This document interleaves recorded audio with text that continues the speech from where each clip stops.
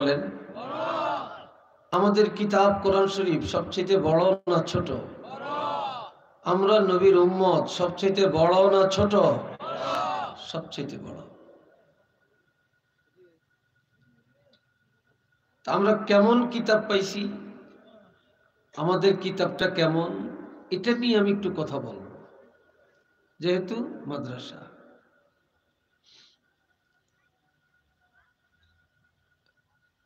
আল্লাহ পাক বলছেন, ইন্না আরাদনাল আমানাতা على السماوات والأرض والجبال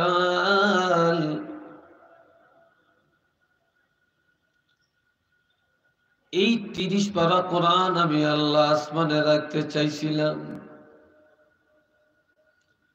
জমিনে রাখতে চেয়েছিলাম, পাহাড়ের মধ্যে রাখতে চেয়েছিলাম। এই কোরআন আসমানে, জমিনে, পাহাড়ে রাখতে চেয়েছিলাম। فأبين أن يحملنها তারা সবাই অস্বীকৃতি জানালো, আসমানেও কোরআন গ্রহণ করতে চায় না, জমিনও চায় না, পাহাড়েও চাইল না। وحملها الإنسان যে কোরআন কেহই গ্রহণ করে নেয় না, এই ৩০ পারা কোরআন নবীর উম্মতেরা গ্রহণ করে নেয়। মানুষে গ্রহণ করলো। কোন মানুষ?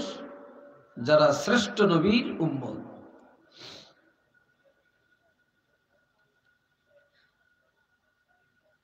এই জন্যে এই কোরআনকে গ্রহণ করে নেওয়ার কারণে, এই কোরআনের ইজ্জতের কারণে আল্লাহ পাক আমাদের ইজ্জতকে সর্বত্র বাড়িয়ে দিলেন। মহব্বতে উচ্চ আওয়াজে আমরা সবাই বলবো আলহামদুলিল্লাহ।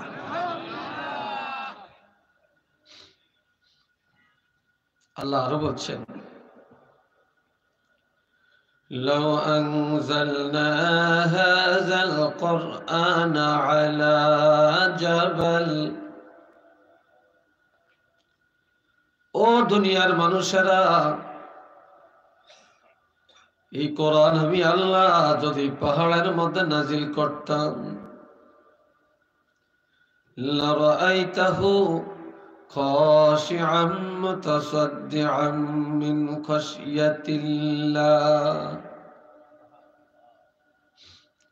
অবশ্যই হাবিব আপনি দেখতেন এই কোরআনের সম্মানে, আল্লাহর ভয়ে পাহাড় চূর্ণ বিচূর্ণ হয়ে যেত। আমি আল্লাহ এই কোরআন পাহাড়ে রাখি না, আসমানে রাখি না, জমিনের মধ্যে রাখি না, গাছপালার মধ্যে রাখি না, সমুদ্রের মধ্যে ছেড়ে দেই না। এই ৩০ পারা কোরআন আপনার রাসূলের উপরে অবতীর্ণ করলাম। এই কোরআন আপনাকে দিয়া সকল জাতির উপরে আপনার উম্মতের সম্মান আমি আল্লাহ বাড়াইয়া দিলাম।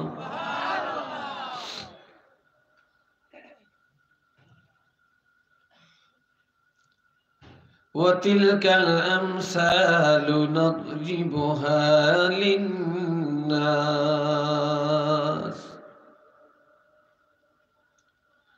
আর এই দৃষ্টান্ত হলো আমি আল্লাহ বিশ্ব জগতের মানুষের কাছে জন্য উপস্থাপন করি, লাআল্লাহুম ইয়াতাফাক্কারুন,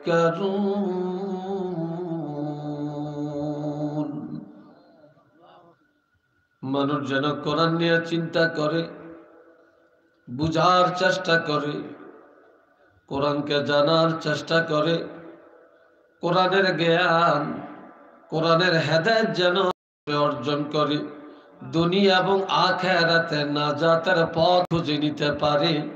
এই জন্যে আমি আল্লাহ দৃষ্টান্ত দিলাম। উচ্চ আওয়াজে বলেন না সুবহানাল্লাহ।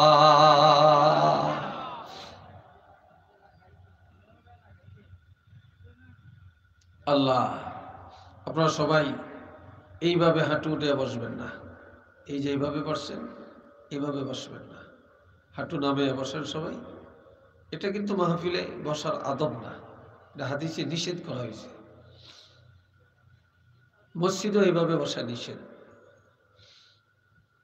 আল্লাহ খুব খেয়াল করেন। কিছু কথা আমি বলবো, আপনারা চান তো নাকি? না বোঝা যায় চান না? হ্যাঁ, আমার আল্লাহ আরো বলেন, ইন্নাহু লাকুরআনুন কারীম। সাহাবায়ে কেরাম একদিন প্রশ্ন করলেন, ইয়া রাসূলুল্লাহ, এ কোরআনের সম্মান কেমন? কোরআনের ইজ্জত কেমন? এই কোরআন ছিল কোথায়? আমার নবী কোনো কথা না বলে চুপ করে রইলেন। হযরত জিবরাইল আমিন এসে তেলাওয়াত করে শোনালেন, এটা সম্মানী কিতাব,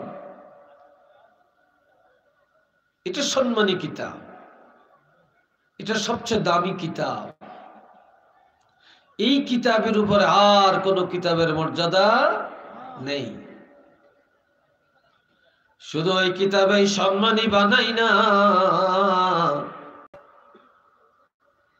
এই কিতাবের হেদায়েত যারা অর্জন করে, এই কিতাবের ইলম যারা অর্জন করে, এই দুনিয়াতে আমি আল্লাহ তাদেরকে সব চাইতে সম্মানী বানাইলাম। আপনাদের এই গোড়ারাই অনেক সময় অনেক নেতা আসে, অনেক মন্ত্রী মিনিস্টার আসে, অনেক বড় শিল্পপতিও আসে। কি বলেন, আসে না? কথা বলেন, আসে কিনা? আসে। কিন্তু বন্ধুরা রে আমার, এমন কোন কথা কেউ বলতে পারবে না একজন মন্ত্রী আসার পরে হাজার হাজার মানুষ আসবে, তবে মন্ত্রী আসার পরে এলাকার কবরের আযাব মাফ হয়ে গেছে, এই কথা বলার সাহস পৃথিবীতে কাহারও নাই। আছে কিনা? মনে হয় আছে। প্রশ্ন করলে উত্তর দিবেন, আছে? কে বলতে পারবেন? এই জায়গাটাতে এমন উঠে বসা কেন? কি ব্যাপারটা কি? আপনাদের মনে চাইলে আগে চলে যেতেন, হুট করে হঠাৎ ধরেন। আমি কি রূপবানুর কিচ্ছা বলছি নাকি?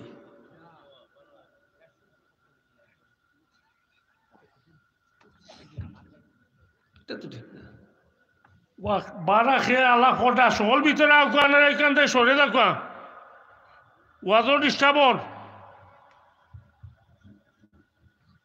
কি হুট করে কি আর মোর স্বাধীন আশ্চর্য।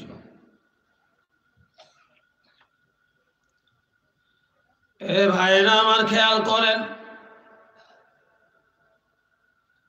কিন্তু আল্লাহর হাবিব ইরশাদ করেন, ইন্নাল আলিমা আও মুতাআল্লিমা, একজন আলেম অথবা একজন ছাত্র, একজন আলেম অথবা একজন তলিবুল ইলম, ইজা মাররা আলা ক্বরিয়াতিন, কোন গ্রামে যদি হাঁটে অথবা অবস্থান করে, ইউরফাউ আনহু আযাবুল কবরি 40 ইয়াওমা, আমার নবী বলেন ওই এলাকার কবরের আযাব 40 দিনের জন্য আমার আল্লাহ ক্ষমা করে দেন। এটা কেন? শুধু কোরআনের সম্মানে। চিল্লিয়ে বলেন কিসের কারণে? এই কোরআনের সম্মানে। কত দামি কথা আল্লাহ বলছে, আল্লাহর হাবিব বলছে। এ ভাইরা আমার, শুধু তাই না, আল্লাহর হাবিব আরো ইরশাদ করেন, قال رسول الله صلى الله عليه وسلم, ও দুনিয়ার ইমানদার মুসলমানেরা রে, তোমরা লা তাজআলু বুয়ুতাকুম মাকাবির, তোমরা তোমাদের ঘরগুলোরে কবর বানাইও না। ঘরের কি বানাইও না? কবর বানাইও না। কি কারণে বলছেন ঘরের কবর বানাইও না?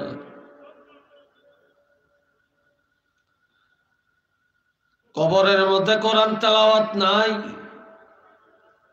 কবরে নামাজ নাই, কবরে ইবাদত নাই। যে ঘরের মধ্যে তেলাওয়াত নাই, যে ঘরে ইবাদত নাই, এটাও কবরের মতো। এই জন্য নবী বলেছেন তোমাদের ঘরগুলা কবর বানাইও না। ইন্নাশ শাইতানা ইয়ানফিরু মিনাল বাইতিল্লাযী তাকরাউ ফীহিল কুরআন, যে ঘরে সব সময় কোরআন তেলাওয়াত করা হয়, কোরআন নিয়ে চর্চা করা হয়, ওই ঘরের মধ্যে রহমত নাজিল হয়, শয়তান দূর হয়ে যায়, গজব দূর হয়ে যায়, মুসিবত দূর হয়ে যায়। সেই ঘর আল্লাহর রহমত আর বরকতের দ্বারা পরিপূর্ণ হয়ে যায়। উচ্চ আওয়াজে বলবো সুবহানাল্লাহ।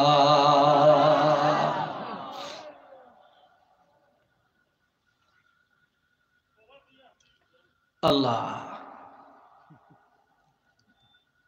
কি মজার কথা রাসূল বলছেন। আমার দিকে চান।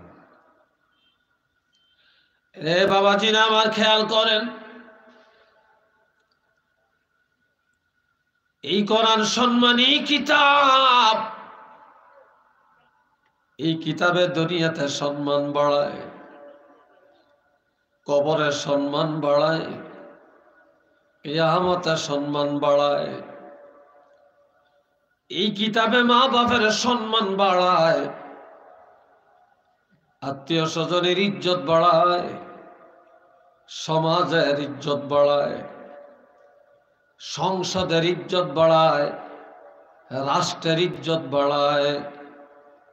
যেই কোরআন সম্মানী কিতাব, এই কিতাবের কারণে আল্লাহ দুনিয়া তো সম্মানী বানিয়ে দেয়, আখিরাত মানুষকে সম্মানী বানিয়ে দেয়। উচ্চ আওয়াজে বলেন না সুবহানাল্লাহ।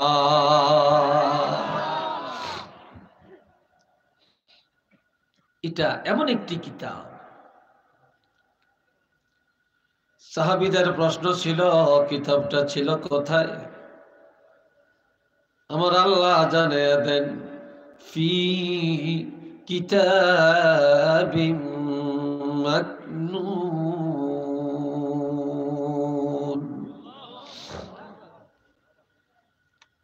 এটা এমন একটি কিতাব না মুসলমান, এটা গোপন ভান্ডারের কিতাব। এটা লৌহে মাহফুজে গোপন ভান্ডারে সংরক্ষিত কিতাব। বাল হুয়া কুরআনুম মাজিদ ফি লাওহিম মাহফুজ। এই দুনিয়ার সমস্ত আলেম করে যদি ব্রাশ পায়ার করে মেরে ফেলা হয়, সমস্ত কোরআনের হাফেজদেরকে যদি আগুনে পোড়ায়া ছাই করে দেওয়া হয়, সমস্ত কোরআন শরীফ গুলো যদি একটা মহাসাগরের মধ্যে ফেলে দেওয়া হয়, তারপরেও কোরআন ধ্বংস হবে না, হবে না। কারণ আমার আল্লাহ বলছেন এটা লৌহে মাহফুজে গোপন ভান্ডারে আল্লাহ হেফাজত করেন। শুধু কোরআনের হেফাজত আল্লাহ করে না, এই কোরআনের ইজ্জত যারা করে, কোরআনের হেফাজত যারা করে, কোরআনের ইলম যারা অর্জন করে, তাদের হেফাজত আমার আল্লাহ নিজে করে।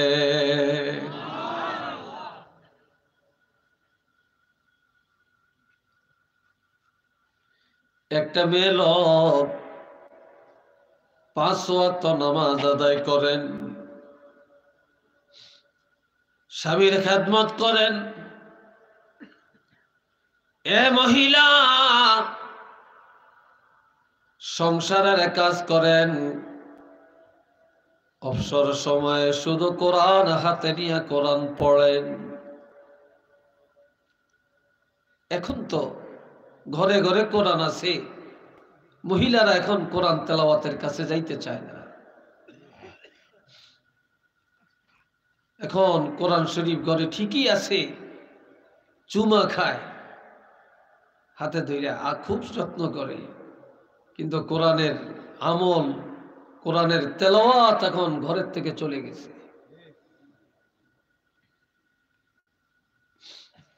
বন্ধুরা রে আমার, হঠাৎ ঘরের মধ্যে আগুন লাগলো, ধাও ধাও করে আগুন পুরাটা ঘর গ্রাস করে ফেলল। কিন্তু মহিলা নিজের জায়গায় বসে বসে কোরআন তেলাওয়াত করে উঠে না। হঠাৎ একটা বাতাস আসলো, বাতাসটা আগুনটাকে কোন দিকে নিয়ে গেল টের পাওয়া গেল না। মানুষে ভাবলো মহিলা নাই, পড়া যায় ছাই হয়ে গেল। আস্তে আস্তে আগুন যখন নিভে গেল, এবার গিয়ে দেখে মহিলা যে জায়গায় বসে কোরআন পড়তেছিলেন, ওই জায়গায় এখনো বসে বসে কোরআন তেলাওয়াত করেন। মহিলাও পড়া যায় না, আল্লাহর কালামও পড়া যায় না। আর আওয়াজ দিয়ে বলেন সুবহান। কারণ ইন্না নাহনু নাযালনা যিকরা ওয়া ইন্না লাহু লাহাফিজুন।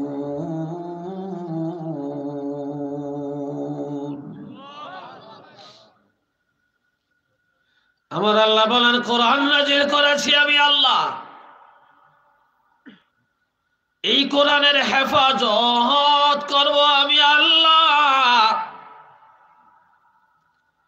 শুধু কোরআনের হেফাজত আমি আল্লাহ করি না রে, এই কোরআনের সাথে যারা মিলেমিশে থাকে, কোরআনের সাথে যারা সংশ্লিষ্ট, তাদের হেফাজত করি আমি আল্লাহ। তাদেরকে কেউ ধ্বংস করতে পারে না, তাদের হেফাজত আমি আল্লাহর হাতে। উচ্চ আওয়াজে বলেন না মারহাবা।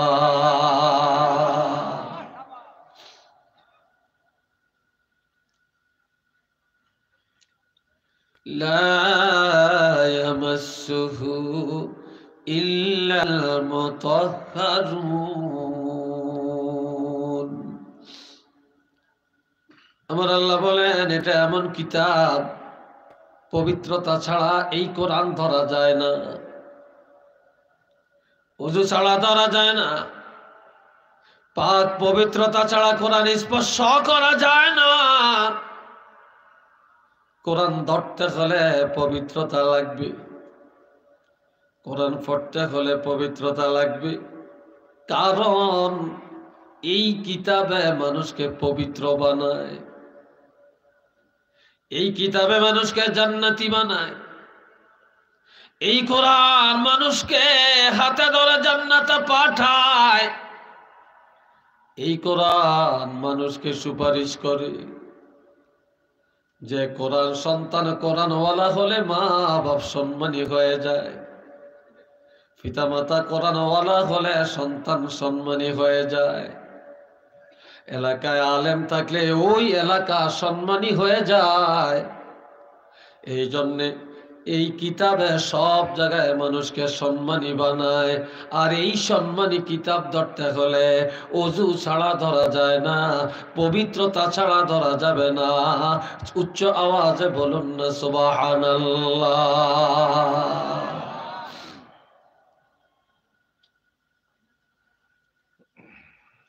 একটা জিনিস মানুষের ঈমানকে তাজা করে,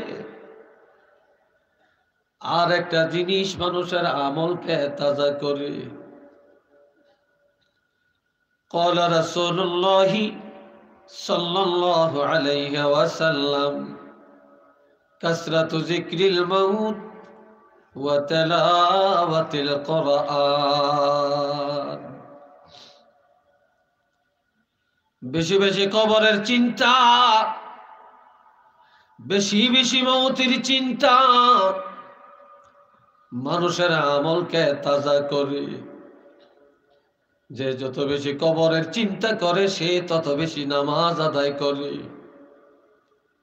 যে যত বেশি মৌতের চিন্তা করে সে তত বেশি হারাম থেকে বাঁচার চেষ্টা করে, যে যত বেশি কবরের চিন্তা করে দুনিয়ার ধোঁকাবাজি থেকে সে তত বেশি বেঁচে থাকে।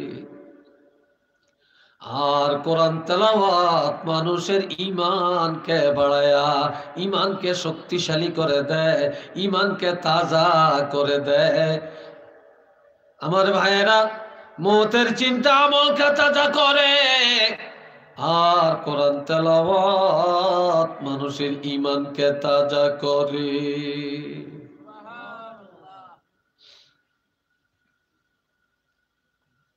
হাজিরিনে কেরাম,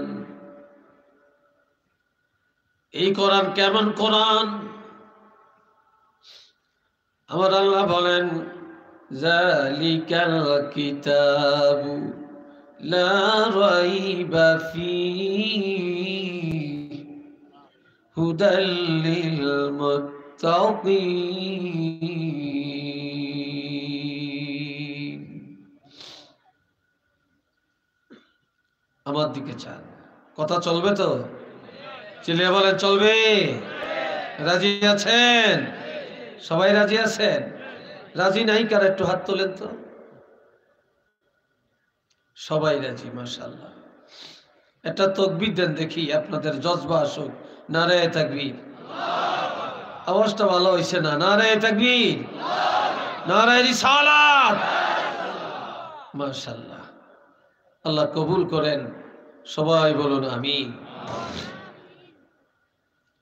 বাবাজান, আমার আল্লাহ বলেন এটা এমন কিতাব, যেই কিতাবের মধ্যে কোনো সন্দেহ নাই। এই কিতাবে কোনো সন্দেহ নাই, ভুল নাই। জোরে বলেন আছে কিনা? আছে মনে হয় না? এই কিতাব মানুষকে হেদায়েত দান করে। এই কিতাবের মধ্যে আছে মুত্তাকিনের জন্য হেদায়েত। যত ঈমানদার মুসলমান, সকল ঈমানদারের জন্য এই কিতাবের মধ্যে বিধান আছে, এই কিতাবের মধ্যে হেদায়েত আছে।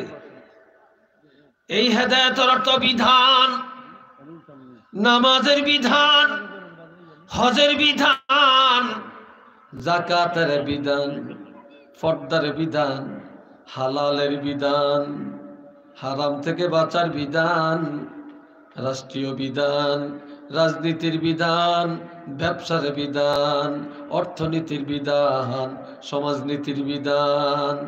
এই কিতাবের মধ্যে আছে বিবাহের কথা, তালাকের কথা, বিচার বিভাগ।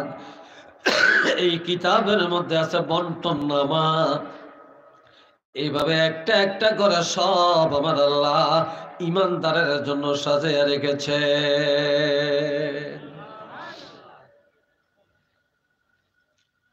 আমার আল্লাহ আরো বলেন,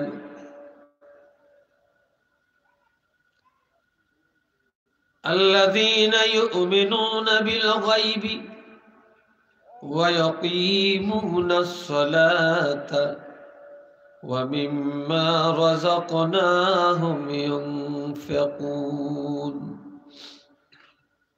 তারাই হলেন ঈমানদার যারা অদৃশ্যকে বিশ্বাস করে। তারাই হলেন ঈমানদার যারা নামাজ কায়েম করে। তারাই হলেন ঈমানদার যারা আল্লাহর দেওয়া সম্পদ আল্লাহর পথে কোরআনের খেদমতে ব্যয় করে। والذين يؤمنون بما أنزل إليك তারাই হলো ঈমানদার হাবিব আপনার উপরে যেই কোরআন অবতীর্ণ করা হলো এই কিতাবের উপরে যারা বিশ্বাস রাখে। ওয়ামা উনজিলা মিন ক্বাবলিক আর পূর্ববর্তী কিতাবগুলোকে যারা বিশ্বাস করে আমার আল্লাহ বলেন একমাত্র তারাই ঈমানদার। উচ্চ আওয়াজে বলেন না সুবহানাল্লাহ। আরেকটু জোরে কর। তারাই ঈমানদার এই কিতাবের উপরে যারা ঈমান রাখে। আমার আল্লাহ আরো বলেন আলিফ লাম রা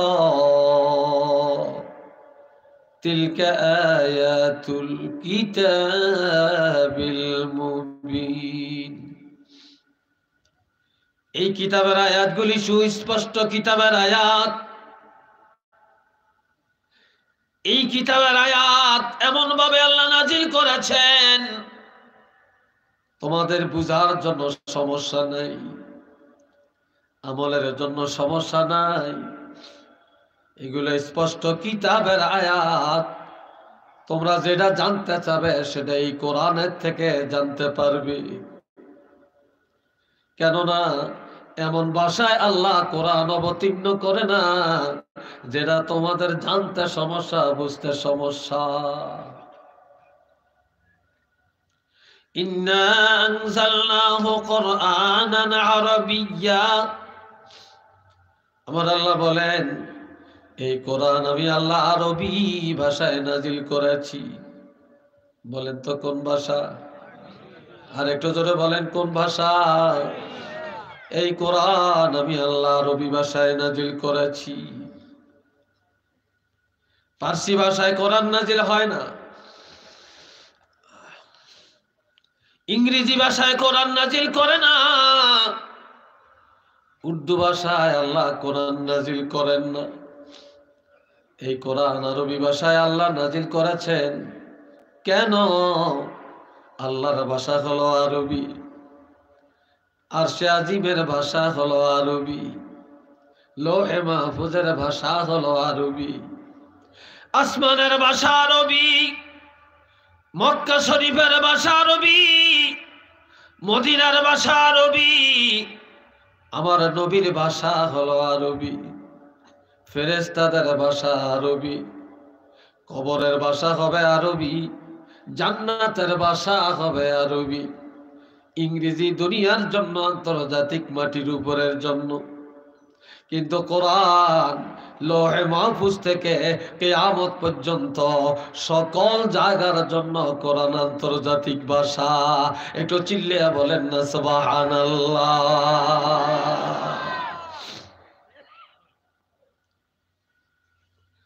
এই কোরআন আরবিতে কেন দিলাম? লাআল্লাকুম তাআকিলুন,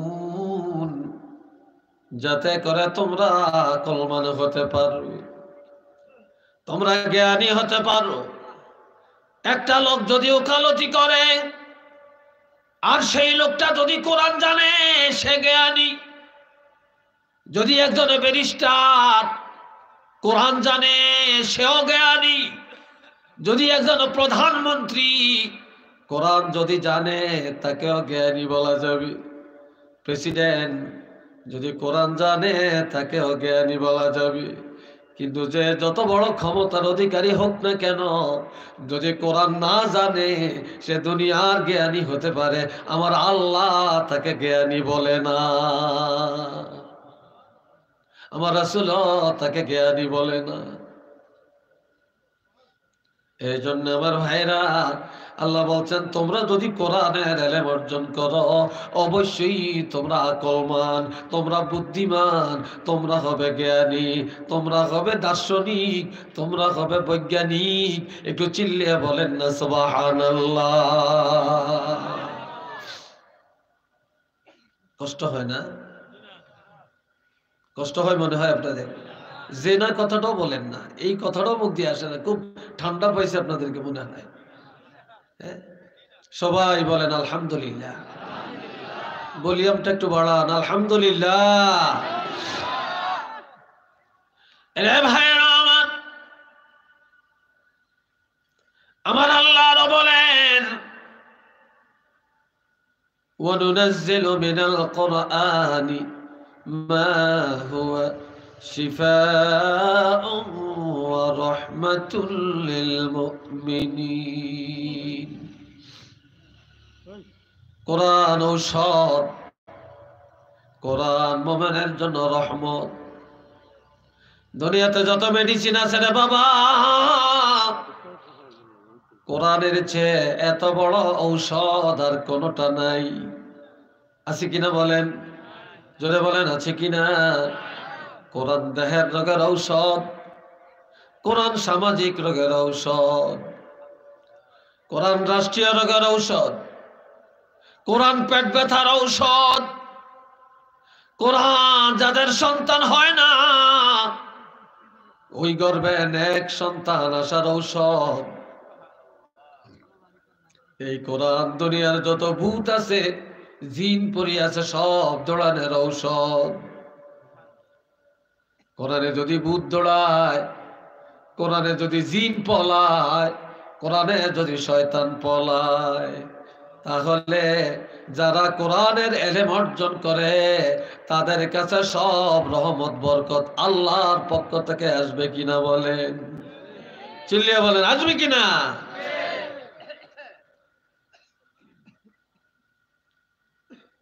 আমার বন্ধুরা খেয়াল করেন, ও রাহমাতুল লিল মুমিনিন, আমার আল্লাহ বলেন কোরআন মুমিনের জন্য রহমত। আল্লাহু আকবার। এই দুনিয়ায় কোরআন রহমত, মুহূর্তের সময় কোরআন রহমত, কবরে কোরআন হবে রহমত। আজকাল বহু মানুষ মারা যায়, কিন্তু বংশের মধ্যে এমন কাউকে পাওয়া যায় না কোরআন পড়বে। ঠিক নেই? এমন কাউকে পাওয়া যায় না রে। আর দুনিয়াতে এমন মানুষও আছেন, ছেলেরা হাফেজা কোরআন, মেয়েরা হাফেজা, বা তারা কোরআনের কারি, দারুল কেরাতে সহিভাবে কোরআন পড়েছেন, কিন্তু মৃত্যুর সময় সূরা মুলক পড়তে পারে, সূরা ইয়াসিন পড়ে। রাসূল বলেন যখন মালাকুল মউত জান কান্দানির সময় হয়, ওই সাকরাতুল মউতের সময় যদি পাশে বসে বসে সূরা ইয়াসিন তেলাওয়াত করে, ৮০,০০০ রহমতের ফেরেশতা এসে যায়। এই ৮০,০০০ রহমতের ফেরেশতারা চারিদিকে দাঁড়িয়ে যায়, শয়তানের সাথে যুদ্ধ করে। মৌতের সময় এই লোকটাকে শয়তান ধোঁকা দিতে পারে না, বেঈমান বানাতে পারে না, আর ঈমানের সাথে তার রূহটা চলে যায়। উচ্চ আওয়াজে বলেন না সুবহানাল্লাহ।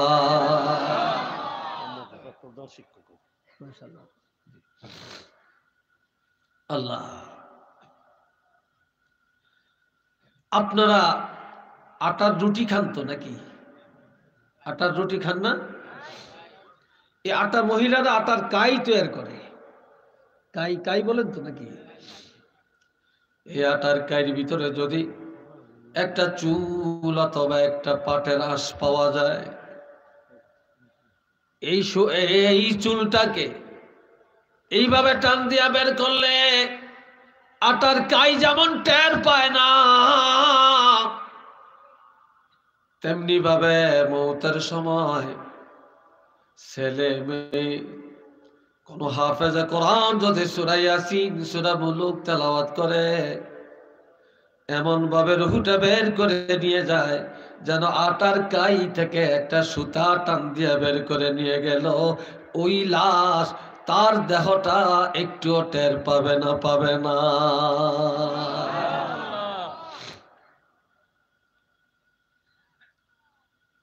এই জন্য আমার আল্লাহ বলেন ওয়া রাহমাতুল লিল মুমিনিন, এ কোরআন মুমিনের জন্য রহমত, জিন্দাদের জন্য রহমত, মৃত্যু ব্যক্তিদের জন্য হলো রহমত। এক জায়গায় একটা লোক মদ পান করত, চুরি করত, নামাজ পড়তো না, মৌতের আগে তার মধ্যে ধারণা আসছে এই লোকটা মারা গেলে জাহান্নাম ছাড়া তার উপায় নাই, জাহান্নাম ছাড়া আর উপায় নাই। এখন কঠিন রোগে আক্রান্ত হয়ে বিবিকে ডাক দিয়া বলে, বিবি রে, ওই সময় তার স্ত্রীর গর্ভে একটা সন্তান ছিল। ডাক দিয়া বলে, বিবি আমি যদি মরে যাই আর তোমার গর্ভের সন্তানটা যদি ছেলে হয়, আমি ওসিয়ত করে গেলাম আল্লাহর কোরআনের তালিম দিবা। আরো আসতে কম, কি দিবা? কোরআনের তালিম দিবা, হাফেজে কোরআন বানায়ো, কারিউল কোরআন বা আলেম বানায়ো। লোকটা ওসিয়ত করে মরে গেল। তার স্ত্রী একটা পুত্র সন্তান প্রসব করল। আস্তে আস্তে ছেলেটা বড় হয়, দৌড়াদৌড়ি করে, হাঁটাহাঁটি করে, কথাবার্তা বলে। একদিন হাতে ধরে মাদ্রাসায় নিয়ে যায়। ওস্তাদ, এই ছেলেটা এতিম, তার বাবা নাই, সে নামাজ পড়তো না, মদ পান করত, চুরি করত, জানি না সে কিভাবে কবরে আছে, তবে ওসিয়ত করে গেছে তার এই ছেলেটাকে কোরআনের তালিম দেওয়ার জন্য। ওস্তাদ তাকে ভর্তি করায়, সামনে বসায়া এই ছোট বাচ্চাটারে কষি জবানে তাকে পড়ায়, বাবারে তুমি পড়ো আউযু বিল্লাহি মিনাশ শাইতানির রাজিম, বিসমিল্লাহির রহমানির রহিম। ওস্তাদ যখন আউযু বিল্লাহ বিসমিল্লাহ পড়ায়, আমার আল্লাহ বলে, ফেরেশতারা যা যা ওই কবরে যা, যেই কবরের মধ্যে এই ছেলের বাবার লাশ। সে এত বড় পাপী রে, তার পাপের কারণে জাহান্নামে দাও দাও, জাহান্নামের আগুন দাও দাও করে জ্বলছে। তবে ওসিয়ত করে আসছে ছেলেকে কোরআন শিক্ষা দেওয়ার জন্য। ওই যে ওস্তাদের সামনে বসে ছেলে আউযু বিল্লাহ আর বিসমিল্লাহ তার কসি জবানে তেলাওয়াত করলো, আমি আল্লাহর রহমতের দরিয়ার মধ্যে জোশ মেরে উঠল। ছেলে বিসমিল্লাহ পড়বে, তার বাবা কবরে জাহান্নামের আগুনে জ্বলবে, এটা আমি আল্লাহ সহ্য করতে পারি না। এই ছেলের জবানে বিসমিল্লাহ বলার কারণে আমি আল্লাহ তার বাবার কবরটা জান্নাতের বাগান বানায়া দিলাম।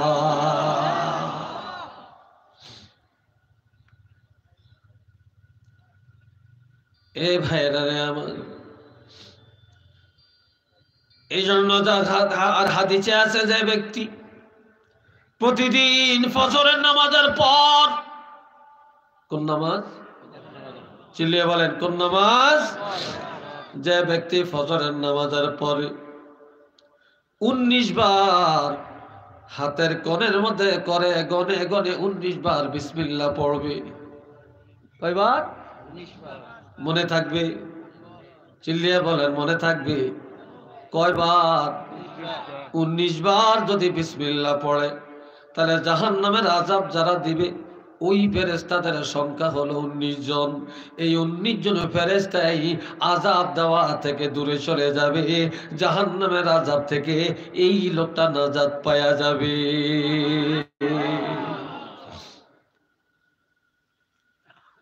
আরেক হাদিসে আমার নবী বলছেন, তোমরা কবরে যাওয়ার আগে একজন বন্ধু বানাও। কি বানাও? কবরে যাওয়ার আগে বন্ধু বানাও, বন্ধু নিয়া কবরে যাও। বন্ধু হলো কোনটা? নবী বললেন বন্ধু হলো সূরা মুলুক। যে ব্যক্তি প্রতিদিন সূরা মুলুক তেলাওয়াত করে, সূরা মুলুক যে লোকটা পড়ে, তার কবরে একজন বন্ধু তৈরি হয়ে যাবে। যেই কবরে কেউ যায় না, ওই কবরে তার একজন বন্ধু গিয়া দাঁড়াইয়া যাবে। উচ্চ আওয়াজে বলেন না সুবহানাল্লাহ।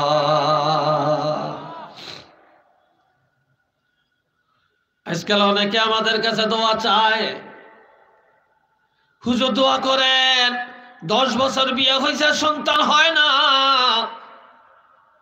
20 বছর হলো সন্তান হয় না।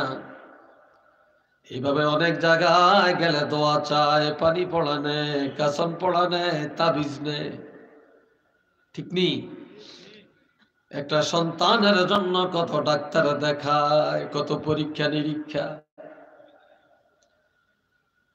নবীর জমানায় একটা মহিলার বিয়ে হলো, অনেক দিন হয়, মহিলার গর্ভে বাচ্চা টিকে না।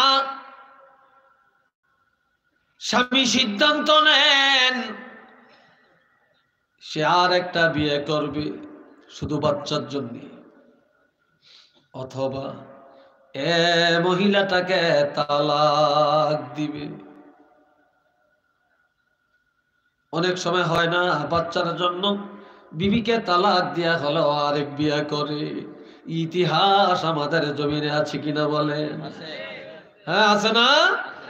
একটা বাচ্চার জন্য মানুষ এত কিছু করে। শেষ পর্যন্ত না হলে বাচ্চা কিনে আনে অথবা ফালক আনে। একটু বাপ বলবে, একটু মা বলবে, আব্বু বলে ডাকবে, মনের চাহিদা মিটাবে। ওই মহিলা টের পায়া আল্লাহর হাবিবের দরবারে চলে যায়,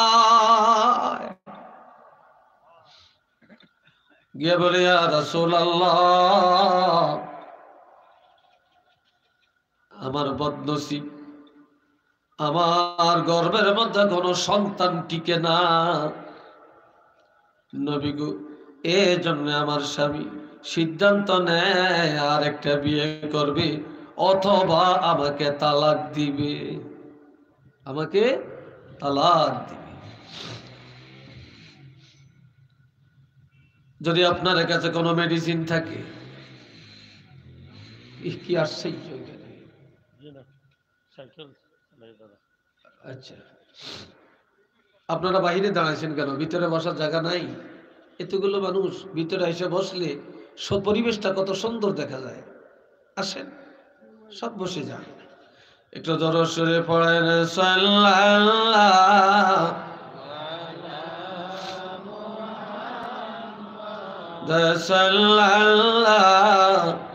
আলাইহি সাল্লাল্লাহু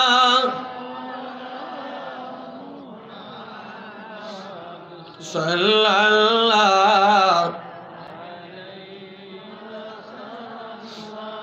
সবাই একবার বলেন আলহামদুলিল্লাহ। বিরক্ত লাগছে মনে হয়? হ্যাঁ, কষ্ট লাগতেছে? আরো কথা চলবে তো? মাশাআল্লাহ, আল্লাহ আপনাদেরকে কবুল করুন। সবাই বলেন আল্লাহুম্মা আমিন।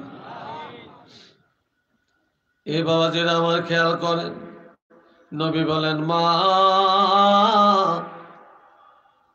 তুমি কোরআন জানো কিনা? তুমি কোরআন জানো কিনা? মেয়ে লোকটা বলে, ইয়া রাসূলুল্লাহ আমি কোরআন জানি। সহিভাবে জানো কিনা? কয় জানি। আজকাল অনেকে কোরআন জানে, সহিভাবে জানে না, ঠিক না?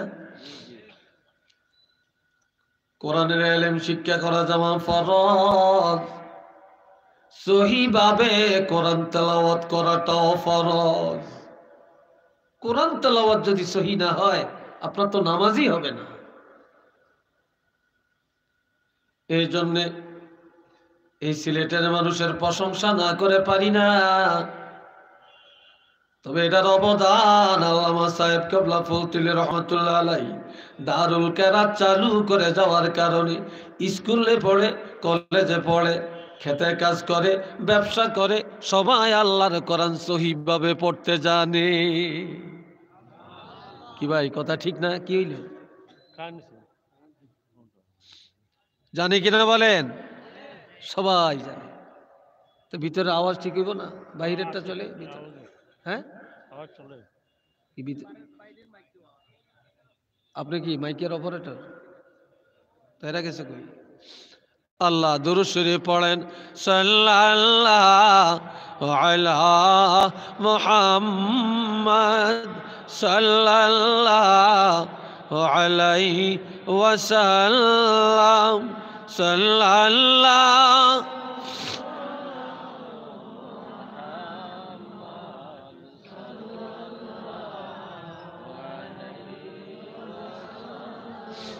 সবাই বলেন আলহামদুলিল্লাহ। আমার দিকে চান, খেয়াল করেন, কথা শুনেন। প্রতিদিন এখানে আমরা আসবো না, আর প্রতিদিন এই কথা হবে না। কি হবে নাকি? হবে না। এই বাবাজিরা খেয়াল করেন, আমার নবী বলে, যাও তুমি প্রতিদিন রাত্রিবেলায় যখন ঘুমাতে যাবে, কোথায় যাবে? রাত্রিবেলায় ঘুমের ঘরে যাবে, ওযু করিয়া এশার নামাজ আদায় করে তুমি ঘুম যাওয়ার আগে, শুইবার আগে একবার সূরা মারিয়াম তেলাওয়াত করে ঘুমাইবা। কোন সূরা? এটা মনে, আমার কথা শোনা যায় না? না কি শুনেননি আপনারা? শোনাই যায় না, ওই তো এরকম শোনাই যায় না। কোন সূরা পড়বেন? সূরা মারিয়াম। নবী বললেন, তুমি সূরা মারিয়ামের আমল করো। মহিলা চলে গেলেন, সূরা মারিয়ামের আমল করেন। কিছুদিন পরে মহিলা টের পায় তার গর্ভের মধ্যে সন্তান চলে আসছে। সুবহানাল্লাহ কোন? কি চলে আসছে? সন্তান চলে আসছে। আপনারা উঠেন কেন?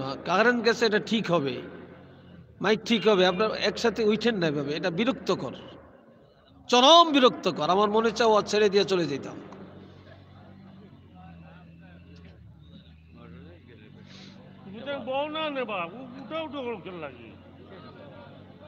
আল্লাহ,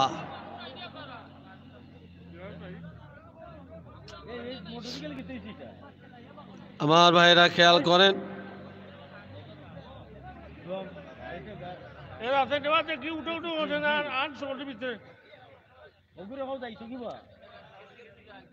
সবাই একটু জিকির করেন, লা ইলাহা লা ইলাহা লা ইলাহা লা ইলাহা ইল্লাল্লাহ, লা ইলাহা ইল্লাল্লাহ, লা ইলাহা ইল্লাল্লাহু মুহাম্মাদুর রাসূলুল্লাহ। কিছুদিন পর এই মেয়ে লোকটা আল্লাহর হাবিবের দরবারে চলে গেলেন। গিয়ে বলে ইয়া রাসূলুল্লাহ, ও নবী দোয়া করেন আমার গর্ভের সন্তান আল্লাহ যেন কবুল করেন। সুবহানাল্লাহ বলতেন না? গর্ভের সন্তানটা আল্লাহ যেন কি করেন? কবুল করেন। যখন সন্তান প্রসবের সময় হয়, এই সন্তান ভূমিষ্ঠের পরে কোলে করিয়া আল্লাহর হাবিবের দরবারে চলে গেলেন।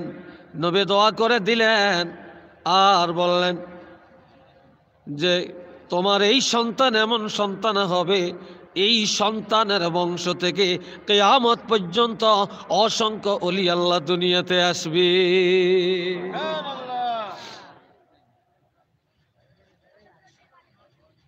আল্লাহ আজকাল দেখেন আউলিয়ায়ে কেরাম, ওলামায়ে কেরাম, আল্লামা শাহ আব্দুল হক মুহাদ্দিস দেহলভী রহমতুল্লাহ আলাই, সিলেটের 360 আল্লাহর ওলি, এরা সব দেখেন সেই বুজুর্গদের বংশ থেকে, তাদের অতীত তালাশ করে দেখেন, তারা সেই আল্লাহ ওয়ালাদের বংশ থেকে এই দুনিয়াতে আসছেন, কোরআন ওয়ালাদের বংশ থেকে দুনিয়াতে আসছেন। কন্যা একবার সুবহানাল্লাহ। জি জি বলেন। হ্যালো, আসসালামু আলাইকুম। আপনারা জায়গায় জায়গায় বসুন। সিন্নি করা হইতে সিন্নিটা ওইব, যদি বসুন না তো সিন্নি পাইতা নাই, সুদা কথা। আপনারা আরামসে বসুক, কিছু সময়ের মধ্যেও শেষ হইব। উঠা বসা হৌকা হবাই দৌকা চাইয়া বৌকা তো মাইকি হইতো।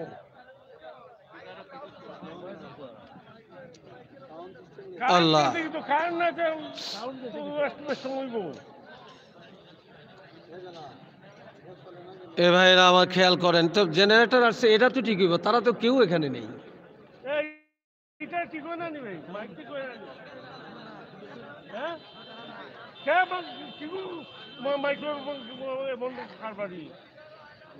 আল্লাহ আল্লাহ, একটা মাহফিলটা নষ্ট করে দিল তারা এখানে।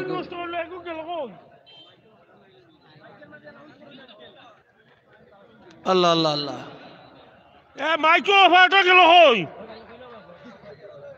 তোর বলিস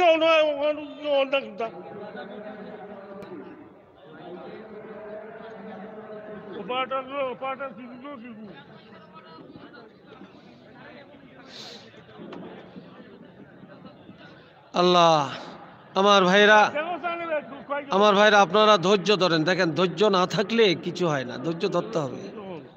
এটা দরুদ শরীফ পড়েন, আল্লাহুম্মা সাল্লি আলা সাইয়্যিদিনা মাওলানা মুহাম্মদ ওয়া আলা আলি সাইয়্যিদিনা। জোরে জোরে আল্লাহুম্মা সাল্লি আলা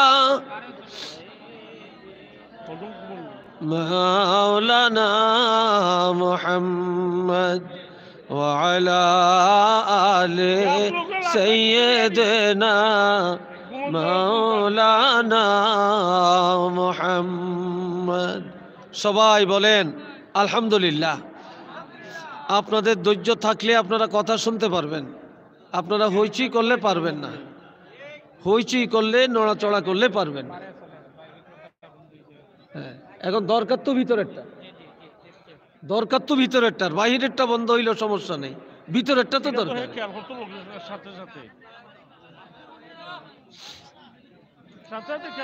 আসেন সবাই মিলে আসেন, আমরা দাঁড়ায় একটু জমিরে সালাম দিই।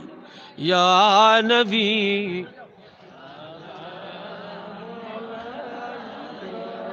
ইয়া রাসূল সালাম।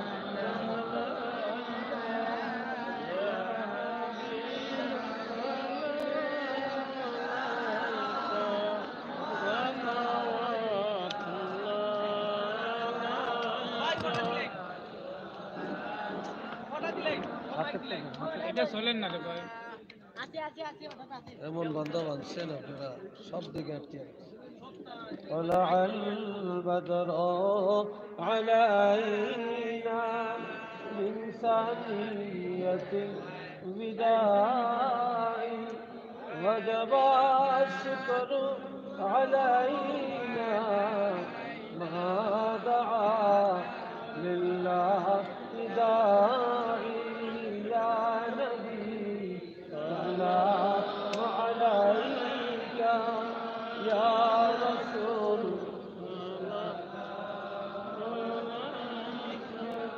يا حبيب سلام عليك